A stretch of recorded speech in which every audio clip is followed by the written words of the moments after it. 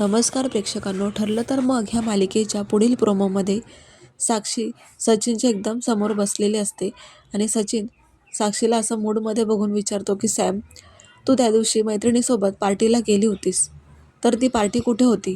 तू एकटीच कशी काय गेली होतीस? त्यावेळेला साक्षी म्हणते की सचिन, अरे मैत्रिणीसोबतच गेली होती, पण तू असं काय विचारतोयस? त्यावर ती हसत असते, कारण सचिन तिला बघून जरा घाबरलेला असतो आणि साक्षी त्याला म्हणते की अरे घाबरू नकोस, मला घाबरायचं नाही. मग सचिन म्हणतो की सांग, तुझ्या वॉलेटमध्ये मला चाकू सापडला, तर तू पार्टीला गेली होतीस, मग चाकूचं काय काम होतं? त्यावर साक्षी म्हणते की अरे सचिन, तुला माहिती नाही की आजकाल सेल्फ डिफेन्ससाठी मुलींकडे ह्या वस्तू असाव्या लागतात. आज जग कुठे चाललंय, भीती आहे मुलींसाठी म्हणून. पण सचिन म्हणतो की नाही साक्षी, नाही सॅम, असं मला वाटत नाहीये. सांग नक्की तू चाकू का घेऊन फिरतेस? त्यावर साक्षी त्याला एकदम असं जवळ घेते, गोड गोड बोलण्याचा प्रयत्न करत असते आणि सांगते की अरे सचिन, तो चाकू तर माझ्या मैत्रिणीचा होता, चुकून तो माझ्या वॉलेटमध्ये आला आहे, मी तिला भेटून परत देणार आहे. सचिन म्हणतो की तू नक्की परत करणार आहेस? साक्षी म्हणते हो, तू टेन्शन घेऊ नको सचिन, मी तो चाकू तिला परत देणार आहे.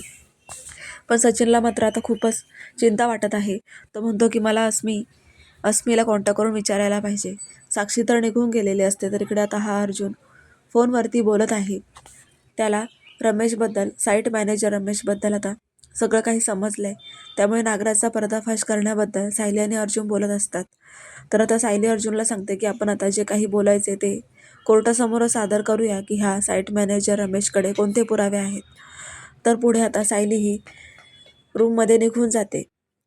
आता वेगळ्याच गोष्टीचा एक उलगडा झाला आहे की सुमनला पायातील पैंजणावरून एक वेगळाच खुलासा होणार आहे. जे पैंजण प्रियाच्याही पायात आहे आणि ही प्रिया सुमनला किडनॅप केलं त्यावेळेस नागराजसोबत तिथे त्या सुमनच्या बाजूला बसलेली होती आणि सुमनने ते बघितलेलं होतं की ते पैंजण घातलेली एक मुलगी मला किडनॅप केलं तेव्हा तिथे अस्तित्वात होती.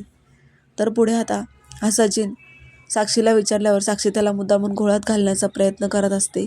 पण तिच्या मनात हे चाललंय की सचिन, आता मी ह्या चाकूने तुझ्या बायकोचा खून करणार आहे. तिचा खून झाला की तू मोकळा होशील आणि तू परत माझ्याकडेच येशील, अशा वेगळ्याच भावनेने ही साक्षी आता अस्मिताला मारण्याच्या बेतात दिसत आहे. पुढे आता सचिनचा काही जीव राहवतच नाहीये. इकडे अस्मिता पण विचार करत असते की जरासुद्धा माणुसकी नाही आहे त्या सचिनला. इतके कॉल केले मी, माझ्यावर इतका अतिप्रसंग घडला, तरीसुद्धा ह्या माणसाने मला एकसुद्धा कॉल केला नाही. त्याच वेळेला सचिन मोबाईल हातात घेऊन बघत असतो, तर अस्मिताचे खूप कॉल्स असतात. तो म्हणतो की अस्मिताने मला एवढे कॉल का केले असतील, काय काम असेल हिचं, म्हणून तो कॉल बॅक करतो. तर आता अस्मिताला वेगळाच आनंद झालेला असतो. सचिन अस्मिताला म्हणतो की अस्मिता म्हणते की बोल ना सचिन, मी तुझ्याच फोनची वाट बघत होते, तुला किती कॉल केले मी. सचिन म्हणतो हो गस अस्मिता, मला सुद्धा तुझी खूप आठवण येते म्हणूनच कॉल केलाय. मला सांग अस्मिता, काल तुझ्यासोबत जे घडलं ती व्यक्ती कोण असेल, तुला काही संशय आहे का? त्यावर अस्मिता म्हणते की सचिन, मला माहिती नाही ती व्यक्ती कोण होती, पण ती व्यक्ती एक लेडीजच होती आणि माझी कोणाशी दुश्मनी नसताना तिने माझ्यावर हल्ला का केला असेल सचिन, तू विचार कर. त्यावेळेला सचिनच्या मनात आता एक ती गोष्ट येऊन जाते की सॅम माझ्याशी खोटं बोलून परवाच्या रात्रीला एका मैत्रिणीच्या पार्टीसाठी जाते असं सांगून गेली होती, पण ती मैत्रिणीच्या पार्टीला न जाता माझ्या अस्मितावरच हल्ला करण्यासाठी गेली होती याची त्याला खात्री पटते. पण ह्या दोघांचंही बोलणं चालू असताना मात्र साक्षी सगळं चोरून बोलणं ऐकत असते सचिनचं. पण सचिन म्हणतो की ही साक्षी वरवर कितीही प्रामाणिकपणा दाखवत असले तरीसुद्धा हिच्या आतील साक्षी शिकरे ही खूप भयंकर आणि डेंजरस आहे. पण मला हिला डिवचून चालणार नाही, कारण मला हिला आता शांत राहूनच हिचा घात करावा लागेल, हिचा बदला घ्यावाच लागेल. तर अस्मिता घडलेला प्रकार सचिनला सांगत असते की सचिन, त्या बाईने माझं तोंड दाबलं, उशी घेऊन मला जिवंत मारण्याचा प्रयत्न केला, माझा श्वास कोंडला होता, मी मरणार होती, असं सगळं सांगितल्यावरती सचिनच्या पायाखालची जमीनच सरकते. ह्या साक्षीमध्ये किती डेअरिंग आहे, ती काय काय करू शकते हे त्याला समजतं. पण त्याला ऑलरेडी महिपत शिकरे आणि त्याचीच मुलगी साक्षी शिकरे यांची हिस्ट्री माहितीच आहे. पण आता विचार त्याला असा पडलाय की शांत राहून या साक्षीचा घात कसा करायचा. पण साक्षीसुद्धा विचार करते की सचिनला काहीही न सांगता शांत राहूनच अस्मिताचा घात करायचा. वेगळंच प्रकरण आता इथे उलगडलेलं आहे.